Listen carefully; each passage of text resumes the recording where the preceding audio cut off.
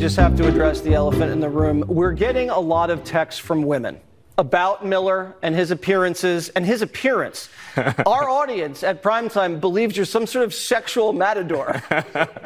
What do you have to say for yourself? The right's obsession with hypermasculinity is as toxic as it is pathetic. Last night, while Jesse Watters and Stephen Miller were broing it up on Fox News, one comedian was dismantling their nonsense in real time. Welcome into TYT Overruled. I am your host, Adrien Lawrence. Well, let me give advice to any young man that's out there. I'm married now, I have children, but I wasn't married that long ago. I was single, I was in the market. If you're a young man, it's very important in election season, who's looking to impress ladies, to be the alpha, to be attractive. The best thing you can do is to wear your Trump support on your sleeve. Show that you are a real man. Show that you are not a beta, right? Be a proud and loud Trump supporter, and your dating life will be fantastic. I cannot wait to see the text tonight. The right is leaning into toxic masculinity in hopes that it will woo voters to support Donald Trump. And I think that we can all agree that it is woefully pathetic.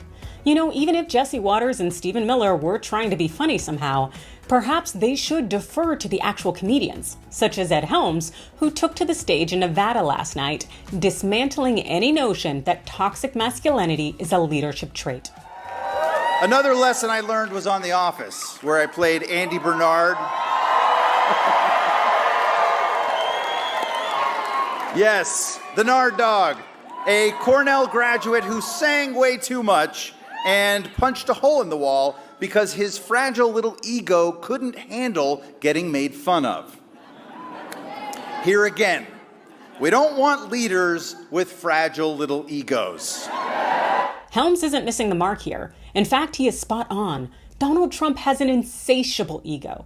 He's admitted this himself. From day one, Trump has referred to his 2016 election victory as the biggest and most incredible. Despite the Electoral College margin not being particularly unique in historical terms, and also Hillary Clinton winning the popular vote? Trump also frequently praises himself in speeches and interviews, saying that he's a very stable genius or the best at everything, including business, negotiating, politics, and so on. Trump has this tendency as well to publicly attack or belittle those who criticize him, often calling them losers or failures when he's held accountable. The man has shown a consistent pattern of self-aggrandizement. This is not the marking of a leader.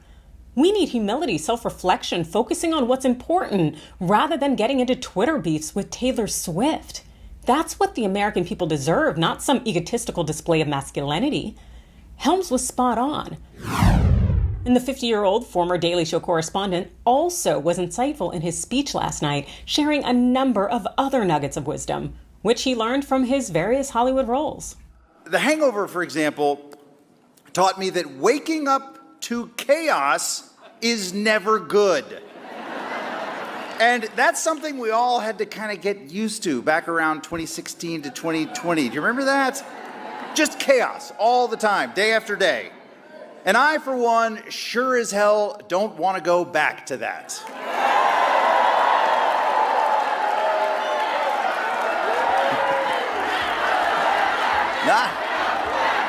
Amen.